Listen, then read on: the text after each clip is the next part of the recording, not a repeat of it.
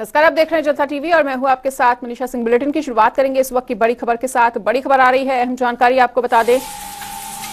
बड़ी खबर, अहम जानकारी, योगी कैबिनेट की बैठक खत्म हो चुकी है। जी हां, इस वक्त अहम जानकारी से रूबरू करवा रहे हैं। सीएम योगी की अध्यक्षता में बैठक का आयोजन हुआ था। कैबिनेट में बजट के मसौदे को मंजूरी मिल चुकी है। आज विधानसभा में सरकार द्वारा पेश किया जाएगा मेगा बजट। जी हां, योगी कैबिनेट की बैठक खत्म हो चुकी है।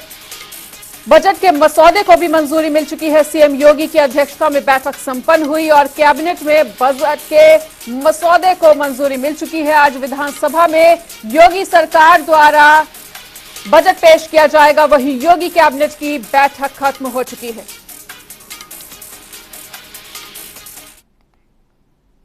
इसके साथ रुक कर लेते हैं अगली बड़ी खबर का। बड़ी खबर एक और सामने आ रही है। बड़ी खबर अहम जानकारी से अपडेट करवा दें आपको। सीएम योगी आदित्यनाथ ने ट्वीट किया है और बजट को लेकर मुख्यमंत्री योगी का ट्वीट सामने आया है। उन्होंने कहा है कि आज पेश होगा नए उत्तर प्रदेश का नया बजट। आजादी के अमृतकाल के प्रथम वर्ष में बजट पेश होने जा रहा है और ये बजट इतिहास में नए स्वर्णिम अध्याय को जोड़ने का काम करेगा। गांव, गरीब और किसान के हितों की इससे पूर्ति होगी।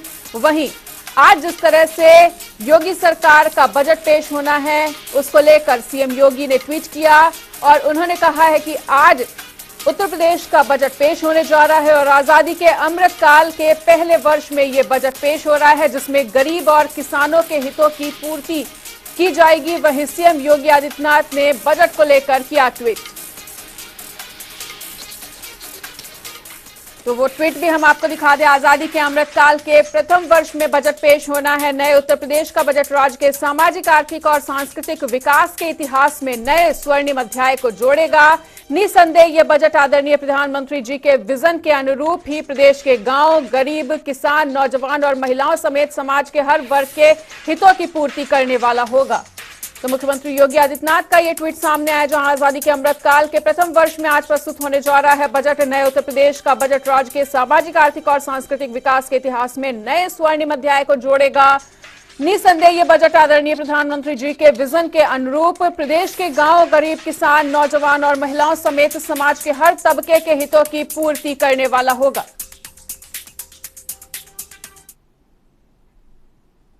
रुक कर लेते हैं एक और बड़ी जानकारी का। बड़ी खबर आ रही है सामने। बड़ी खबर का रुक कर लेते हैं। बड़ी खबर अहम जानकारी, विधानसभा के बजट सत्र का आज तीसरा दिन है। वित्त मंत्री सुरेश खन्ना बजट को पेश करेंगे। लगभग 7 लाख करोड़ रुपए के आसपास का होगा ये मेगा बजट। वर्ष 2023-24 का बजट पेश करेगी यूपी सरकार। योगी सरकार आज बजट को सदन में पेश करने जा रही है। वहीं बजट में 2024 की चुनावी तैयारी की झलक भी देखने को मिलेगी। जी हां, बजट पेश होने के बाद धन्यवाद प्रस्ताव पर चर्चा होगी। युवा, किसानों, महिलाओं को बजट से काफी उम्मीदें हैं। निवेशकों के लिए सब्सिडी राशि का इस बजट में प्रावधान भी होता हुआ नजर आएगा। तो सुरेश खन्ना ने बजट पेश करने से पहले पूजा अर्चना करके भगवान का आशीर्वाद भी लिया और बजट में 2024 चुनाव की तैयारी की झलक भी देखने को मिलेगी।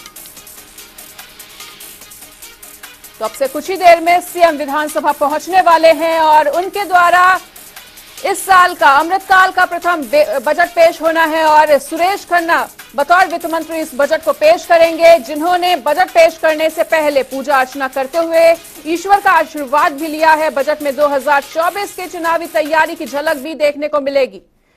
तो बजट सत्र का आज तीसरा दिन है और इस तीसरे दिन लगभग 7 लाख करोड़ रुपए के आसपास का बजट सुरेश खन्ना वित्त मंत्री द्वारा पेश किया जाएगा और 2023-24 का ये बजट है। योगी सरकार आज बजट को सदन में पेश करेगी। अब से कुछ ही देर में विधानसभा पहुंच जाएंगे सीएम योगी आदित्यनाथ। तो विधानसभा के बजट सत्र का आज तीसरा दिन, सुरेश खन्ना वित्त मंत्री आज बजट पेश करेंगे। वहीं 7 लाख करोड़ रुपए के आसपास का ये बजट होने वाला है।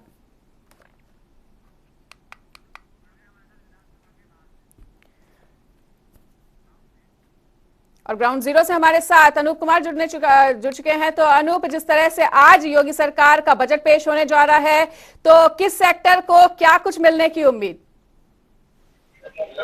देखिए, उत्तर प्रदेश के इतिहास में उत्तर प्रदेश सरकार का पहला सबसे बड़ा बजट होगा। ये बताया जा रहा है करीब 7 लाख करोड़ रुपए का ये भारी भरकम बजट होगा। पिछले बजट से भी ज्यादा बड़ा बजट बताया जा रहा है। इस बजट में तमाम जो चीजें हैं, चाहे इंफ्रास्ट्रक्चर की बात करें या फिर चिकित्सा की बात करें या महिलाओं सुरक्षा की बात करें या फिर तमाम ऐसी योजनाएं हैं इस बजट में समाहित होंगी। निश्चित रूप से जिस तरीके से इस बजट के बाद भारतीय जनता पार्टी को चुनावी मोड़ जाना यानी नगर निकाय के चुनाव होने, तो 2022 में जो संकल्प पत्र में वायदे किए थे भाजपा ने उसी कई चीजें इस बजट में भी समाहित होंगी, जिसमें सबसे बड़ा अगर बात करें तो बुजुर्ग महिलाएं जो 60 साल की ऊपर की महिलाएं उनको फ्री यात्रा देने का वायदा किया था बजट सत्र में 2022 में। मुझे लगता है इस बजट में जिस तरीके से केशव प्रसाद मौर्य ने संकेत दिया है, डिप्टी सीएम ने, कि तमाम जो चीजें हैं बजट सत्र में जो संकल्प पत्र में वायदे किए वो समाहित किए जाएंगे।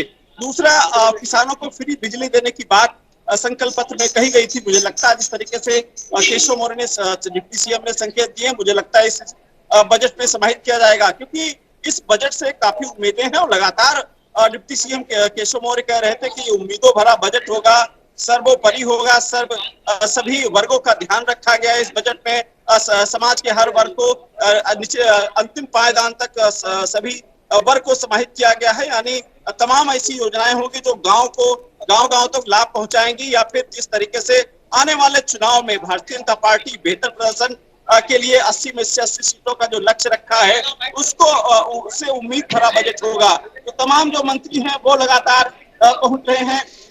हालांकि समाजवादी पार्टी का आरोप है, शिवपाल यादव ने बताया कि पिछले बजट का 50% भी खर्चा नहीं कर पाए इस बजट में। कितना कुछ खास होगा जो पिछला बजट नहीं खर्चा हो पाया है। ऐसे में कहीं न कहीं विभागों की लापरवाही रही है। बिल्कुल अनूप, बजट से जुड़ी हुई पल पल की अपडेट आपसे लेंगे। इसी के साथ रुक कर लेते हैं विधानसभा से टीएन मिश्रा का। तो पल पल की अपडेट देने के लिए हमारे दोनों सहयोगी हमारे साथ जुड़े हुए हैं। टीएन मिश्रा, कितना लोक लुभावन होने वाला है इस साल का ये बजट और कितनी देर में सीएम योगी आदित्यनाथ पहुंच जाएंगे विधानसभा?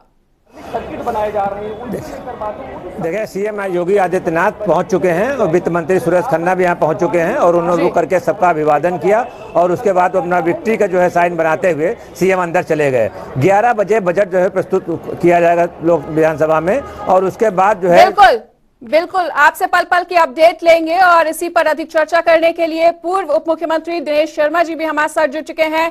तो दिनेश सर, आपका बहुत बहुत स्वागत है। तो सर, आज अमृतकाल का पहला बजट पेश होने जा रहा है।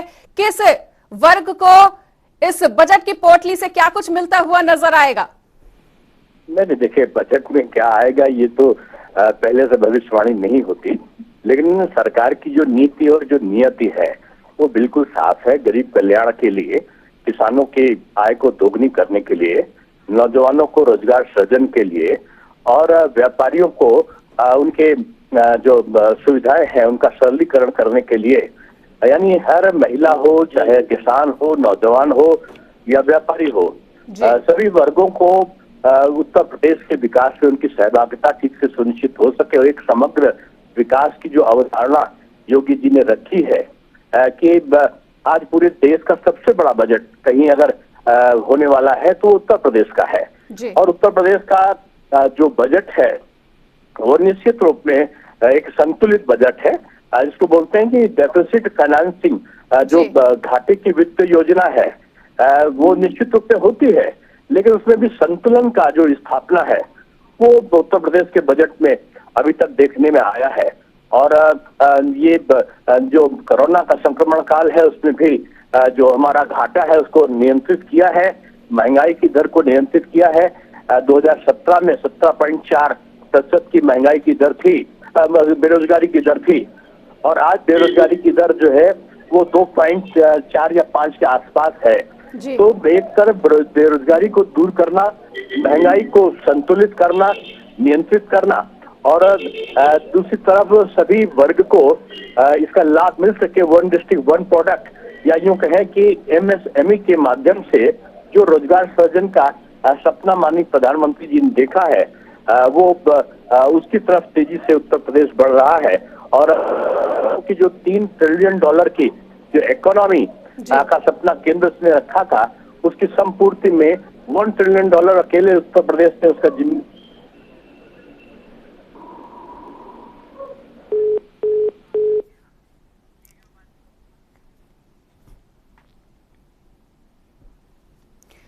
तो दिनेश जी से फिर से संपर्क साधने की कोशिश करेंगे और हमारे संपादक के उपाध्याय जी भी हमारे साथ जुड़ने जा रहे हैं। तो केके जी, जिस तरह से आज ये बजट पेश होना है तो क्या कहा जा सकता है कि ये लोक लुभावन बजट होगा जिसमें सभी वर्गों को साधने का प्रयास किया जा सकता है?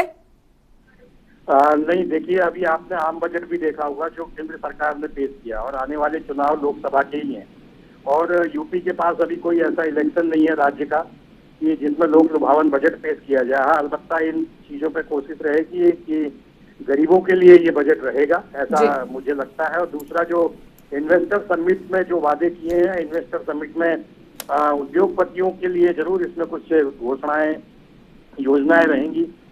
मेट्रो ट्रेन के लिए कुछ हो सकता है, लेकिन लोक लुभावन होगा ऐसा मुझे नहीं लगता, क्योंकि सरकार की ये पॉलिसी रही है कि रेवड़ियां न बांटी जाए, तो ये रेवड़ी बांटने वाला बजट तो बिल्कुल नहीं होगा। बिल्कुल केके जी, तो लगातार यूपी सरकार की तरफ से, योगी सरकार की तरफ से ये आश्वासन दिया जा रहा है कि इस बार का जो बजट है वो हर वर्ग के लिए खास होने जा रहा है, और जहां एक तरफ सपा दलित वर्ग और पिछड़े वर्ग को साधने में प्रयास कर रही है, बसपा सरकार जो है वो कहीं ना कहीं युवाओं को साधने का प्रयास कर रही है, तो क्या ऐसे में कहा जा सकता है कि एक चुनावी झलक इस बजट में देखने को मिलेगी? नहीं, चुनावी तो देखिए 2024 में चुनाव है, और उसके अगली बार फिर एक बजट आ ही जाएगा लोकसभा चुनाव से पहले विधानसभा का, तो इसलिए इसमें ऐसा कुछ झलक मिलेगी ऐसा जरूरी नहीं है। लेकिन हाँ, इन्होंने इतने वादे किए हैं, इन्वेस्टर समिट किए हैं, एक्सप्रेस वे बन रहे हैं, उनकी जरूर इसमें उनके लिए बजट का प्रावधान किया जाएगा। बिल्कुल, तो केके उपाध्याय जी, आपका बहुत बहुत शुक्रिया इस तमाम जानकारी के लिए। तो यूपी यूके संपादक केके उपाध्याय जी भी हमारे साथ जुड़े हुए थे, और इस बजट से जुड़ी हुई महा कवरेज, मेगा कवरेज आपको दिखाते रहेंगे, पल पल के अपडेट के साथ मौजूद होंगे। पर यहां पर रुकेंगे एक छोटे से ब्रेक के लिए।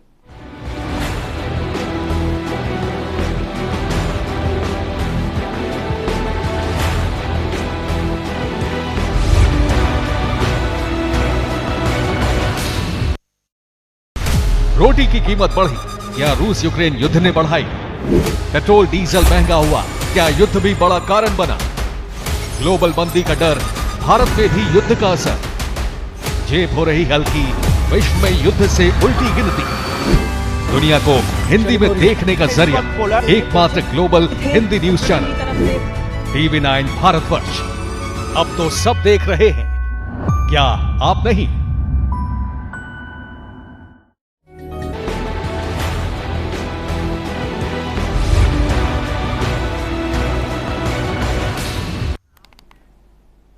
तो ब्रेक के बाद स्वागत है। जैसा कि यूपी सरकार, योगी सरकार आज बजट सदन में पेश करने जा रही है, और बजट में 2024 चुनाव तैयारी की झलक भी देखने को मिलेगी। बजट पेश होने से पहले वित्त मंत्री ने पूजा अर्चना करके ईश्वर का आशीर्वाद भी लिया है, और अब से कुछ ही देर में बजट पेश हो जाएगा। सीएम योगी आदित्यनाथ विधानसभा पहुंच चुके हैं, ये बड़ी जानकारी हमारे संवाददाता ने दी, और इसी के साथ फिर से रुक कर लेते हैं अपने सहयोगी अनूप का। तो अनूप, क्या कुछ गतिविधि इस वक्त, क्या कुछ हलचल देखने को मिल रही है विधानसभा के बाहर?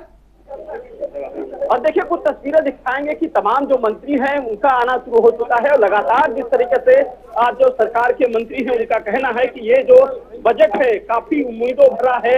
आज लगातार जिस तरीके से जो मंत्री हैं उनका कहना है कि जो इस बार का जो बजट है वो इसलिए खास ज्यादातर होने वाला क्योंकि सभी वर्गों का ध्यान रखा जाएगा। दूसरी बात, लगातार आपने देखा होगा कि उत्तर प्रदेश सरकार कोशिश कर रही है कि सभी वर्गों को इस बजट में समाहित किया जाए, क्योंकि इस बजट के बाद जब चुनावी मोड में जाएगी तो तमाम गांव के जो किसान हैं या फिर लोग हैं उनको कहीं ना कहीं फायदा पहुंचे। और लगातार जिस तरीके से सरकार की कोशिश है कि उत्तर प्रदेश में 2024 के चुनाव में 80 में से 80 सीटों पर लक्ष्य साधा जाए, 80 में से 80 सीटें भारतीय जनता पार्टी के पक्ष में जाएं, तो उसको लेकर, लेकिन वहीं न कहीं अगर विपक्ष की बात करें तो लगातार विपक्ष इस पर निशाना साध रहा है इस बजट को लेकर के कि इस बजट में मुझे लगता है जिस तरीके से शिवपाल यादव कह रहे थे इस बजट में धोखा होगा, और पिछले बजट की प्रतियां दिखा रहे थे, कह रहे थे पिछला जो बजट था वो उसकी प्रतियां मैं लेकर आया हूं, अब इस विधानसभा में रखूंगा कि पिछले बजट में कितना विकास हुआ, क्या पिछले जो बजट का जो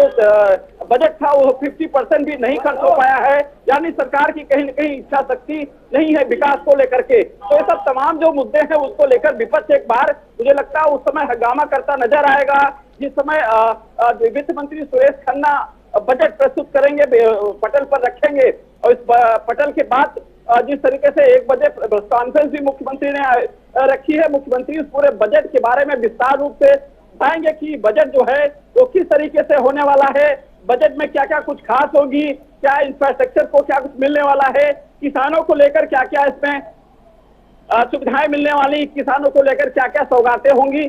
चिकित्सा विभाग इतना बड़ा विभाग है, हमेशा बीमारू रहता है, तमाम सरकारें आई बनी चली गई, लेकिन चिकित्सा विभाग जस का तस है, उसमें क्या कुछ मिलने वाला है। हालांकि योगी सरकार ने कोरोना काल में तमाम जो बजट चिकित्सा विभाग को बढ़ाया है, इस बार कितना बजट बढ़ के आएगा, किसानों को क्या कुछ मिलने वाला है, महिलाओं को लेकर किन जुड़ी योजनाओं का इसमें लाभ मिलने वाला है, क्या बजट सत्र में, क्या 2022 में जो संकल्प पत्र में भाजपा ने वादे किए थे क्या उसमें समाहित हो पाएंगे। हालांकि जिस तरीके से ब्रजेश पाठक या फिर डिप्टी सीएम केशव मौर्य का कहना था, तमाम जो बजट के जो वादे पूरे कर दिए गए हैं, लेकिन कुछ वादे रह गए हैं, वो भी बजट सत्र में समाहित होंगे। तो कुल मिला के जिस तरीके से भाजपा की तैयारी है, तो 2024 से पहले जो 2022 में जो वायदे संकल्प पत्र में किए गए थे, वो पूरे कर देगी जनता के, पूरे करने के बाद ही जनता के पास जाएंगे और अगली सरकार के लिए उम्मीद करेंगे कि वो वोट दें और उनकी भाजपा की फिर से एक बार केंद्र में सरकार बने। क्योंकि इस बार भारतीय जनता पार्टी का जो लक्ष्य है वो 80 में से 80 सीटों का है, सभी वर्गों को साधने का है। और खासकर मनीषा अगर बात करें तो मुस्लिम समुदाय की बात भारतीय जनता पार्टी कर रही थी कि उसको भी कहीं न कहीं भारतीय जनता पार्टी में शामिल किया जाएगा, और खासकर जब संगठन में बदलाव उत्तर प्रदेश में होगा तो एक बड़े स्तर पर। बिल्कुल अनूप, पल पल की अपडेट लेंगे। और इसी के साथ स्टेट ब्यूरो हेड अनिल के अंकुर जी भी हमारे साथ जुड़ने जा रहे हैं। तो अनिल, जिस तरह से इस बार एक लोक लुभावन बजट पेश होता हुआ नजर आ सकता है, और अभी हमारी उप मुख्यमंत्री दिनेश शर्मा जी से भी बात हुई, उन्होंने भी ये स्पष्ट तौर पर कह दिया है कि बजट की पोटली से इस बार कहीं ना कहीं बेरोजगारों को रोजगार मिलता हुआ जरूर नजर आएगा, जिसको लेकर जो विपक्ष है वो लगातार सरकार पर हमलावर है।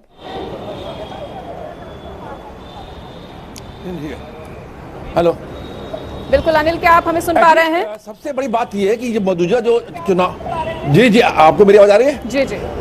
जो मौजूदा जो हालात है, जो बजट है, बजट आगामी 2024 के चुनाव के मद्देनजर तैयार किया गया है, क्योंकि 2024 अहम चुनाव है। और चूंकि केंद्र सरकार का पूरा तौर करके केंद्र जो है जो निशाना है उत्तर प्रदेश है, क्योंकि उत्तर प्रदेश में सीधे से 80 सीटें हैं, और इन 80 सीटों को ध्यान में रखते हुए जिस तरीके से ये बजट तैयार किया गया है, और अब की बात, जैसा कि अनूप ने कहा कि पूरी तौर से सभी समुदायों को लेकर चलने की बात है, क्योंकि सबसे बड़ा मुद्दा बेरोजगारी है। इस मुद्दे को ध्यान में रखा जाएगा, किसान मजदूरों को भी ध्यान में रखा जा रहा है। तो इस प्रकार अब के बाद बजट है लोक लुभावन की है, और इसमें हर उस वर्ग को ध्यान में रखने की कोशिश की जा रही है जो नया वोटर है या जो पुराने वोटर जो नियमित रूप से वोट देते आए हैं। ओबीसी को भी इसमें कहीं ना कहीं समाहित किया जा रहा है। और जैसा कि भारतीय जनता पार्टी अब की बार अल्पसंख्यकों को भी साथ लेके चले, पिछली बार भी इन्होंने अल्पसंख्यकों को साथ में लिया था, इस बार भी उनका अल्पसंख्यकों को साथ में लेने के इसीलिए इस बार जो तमाम योजनाएं आ रही हैं और जो बजट में प्रस्तावित हैं, उनमें अल्पसंख्यक समुदाय के लिए तमाम सारी योजनाओं को लेके जा रही है। बिल्कुल, इस तमाम जानकारी के लिए अनिल आपका बहुत बहुत शुक्रिया। तो विधानसभा अखिलेश यादव भी पहुंच चुके हैं इस वक्त, अहम जानकारी से आपको अपडेट करा रहे हैं। फिर से रुक कर लेते हैं अपने संवाददाता अनूप का। तो अनूप, किस तरह? नहीं, ऐसा तो नहीं। कदम जो उठाने के लिए उन्होंने कोई एक सलाहकार या कंपनी को हायर किया है, तो ऐसा तो नहीं कि कंपनी के सुझाव ऐसे हों कि अब के अगले 4 साल में $1 ट्रिलियन की इकोनॉमी न हो पाए। 2024 का बजट हर बजट बड़ा होता है, हर बजट ऐतिहासिक बोला जाता है, लेकिन सच्चाई ये है कि जब $1 ट्रिलियन की इकोनॉमी की बात, भारत की $5 ट्रिलियन की इकोनॉमी, भारत की इकोनॉमी अलग रूप से अपने आप पहुंच जाएगी, वो अलग विषय है। लेकिन यूपी की $1 ट्रिलियन की इकोनॉमी के लिए क्या क्या ठोस कदम उठा रहे हैं अभी तक उसमें ऐसा नहीं है कि जिसमें किसान, नौजवान या बेरोजगारी के लिए कोई बड़े फैसले लिए हों। अगर बड़े फैसले लिए होते तो आज उत्तर प्रदेश की अर्थव्यवस्था खजाने कहाँ पहुंच गई। अखिलेश जी, कहा जा रहा है अखिलेश जी कि हिंदुत्व के एजेंडे को धार देने की विपक्ष के पास कुछ है तो नहीं है, कपड़े अच्छे जा सकते हैं, विरोध नहीं है, ये कपड़े पहन के जा रहे हैं, हम शरीफ लोगों को भी कुछ दे देंगे। अखिलेश जी, कहा जा रहा है ये याद और वो तो अपनी तरफ से राजनीति फैला रहे हैं। कन्नौज का एक मित्र पार्क है, उम्मीद है कि आज शेरवानी पहने जा रहा हूँ, कन्नौज के मित्र पार्क को कुछ तो पैसा देंगे और शुरू करेंगे।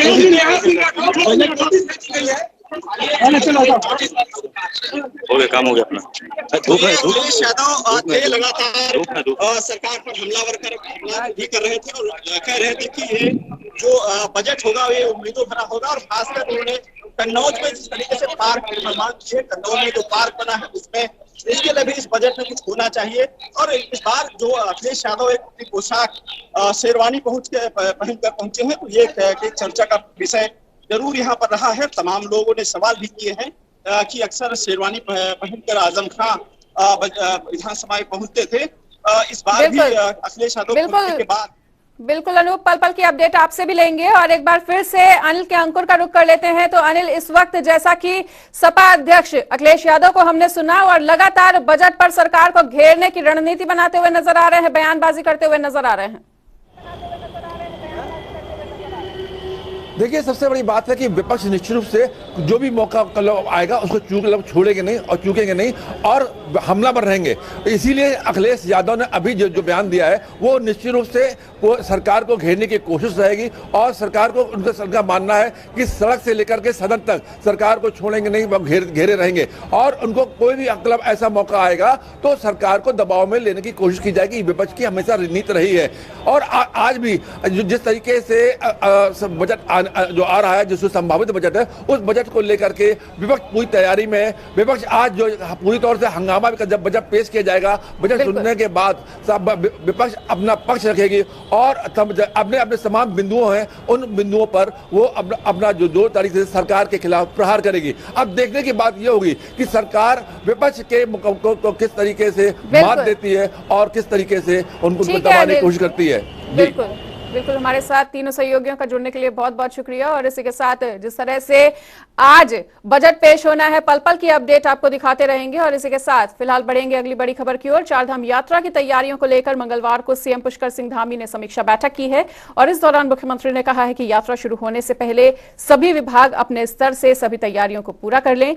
बद्रीनाथ यात्रा के सुचारू संचालन के लिए BRO की एक टीम नियमित भू धसाओं की जद में आए जोशीमठ में रहेगी और यदि जोशीमठ में सड़कों में दरार या कोई अन्य समस्याएं आती हैं तो उनका शीघ्र ट्रीटमेंट भी किया जाएगा। यात्रा के सफल संचालन के लिए जोशीमठ में आपदा प्रबंधन का कंट्रोल रूम भी बनाया जाएगा। और सीएम धामी ने कहा है कि पिछले साल की चारधाम यात्रा में जो कमियां रह गई थी, सभी संबंधित विभाग उनका निदान करते हुए इस बार श्रद्धालुओं को क्या बेहतर सुविधाएं दे सकते हैं, इस पर विशेष ध्यान देंगे। और देहरादून से प्रवीण शुक्ला हमारे साथ जुड़ने जा रहे हैं। तो नवीन शुक्ला हमारे साथ जुड़ने जा रहे हैं। तो नवीन, जिस तरह से चारधाम की यात्रियों को तमाम सुविधाएं देने के लिए इंतजाम देखने को मिल रहे हैं इस बार। जी मनीषा, अप्रैल माह से चारधाम यात्रा शुरू हो रही है। कहीं ना कहीं सरकार पूरी तरीके से अपनी तैयारियों में लगी हुई है। इसके साथ ही अगर बात करें तो मुख्यमंत्री पुष्कर सिंह धामी की अध्यक्षता में कल बैठक हुई है और सभी अधिकारियों को यह निर्देश दिया गया है कि चारधाम यात्रा की जो व्यवस्था है उसे पूरी तरीके से दुरुस्त करने का काम किया जाए। साथ ही सबसे बड़ी जो बात यह है कि जो चारधाम की जो रोडें हैं उन्हें दुरुस्त करने का काम किया जाए। तो तमाम सारी जो व्यवस्थाएं हैं उसे दुरुस्त करने के लिए मुख्यमंत्री पुष्कर सिंह धामी ने सभी अधिकारियों को निर्देश दिए हैं। साथ ही उन्होंने जो वहां के जो विधायक हैं चारधामों के, तो उनसे भी वार्ता की है कि जो व्यवस्थाएं हैं उसे दुरुस्त करने का काम किया जाए, चाहे यात्रियों के ठहरने की व्यवस्था हो या फिर आवागमन की जो व्यवस्था है उसे सुचारू करने की बात की जाए।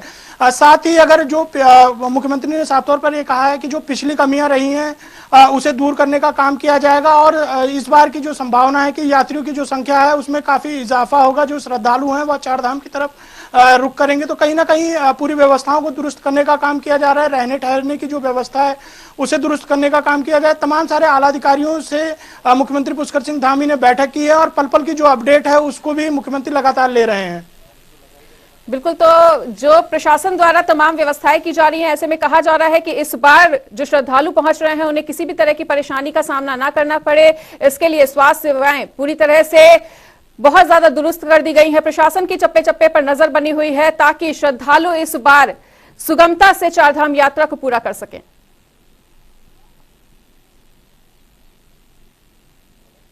नवीन, क्या आप हमें सुन पा रहे हैं? जी, निश्चित तौर पर अगर स्वास्थ्य व्यवस्थाओं की बात की जाए तो स्वास्थ्य व्यवस्थाओं को दुरुस्त करने का काम किया गया है। इसके साथ ही मुख्यमंत्री पुष्कर सिंह धामी ने साफ तौर पर यह कहा है कि चाहे स्वास्थ्य की व्यवस्था हो या फिर कोई अन्य व्यवस्था, रहने और ठहरने की जो व्यवस्था है उसे दुरुस्त करने का काम किया जाए।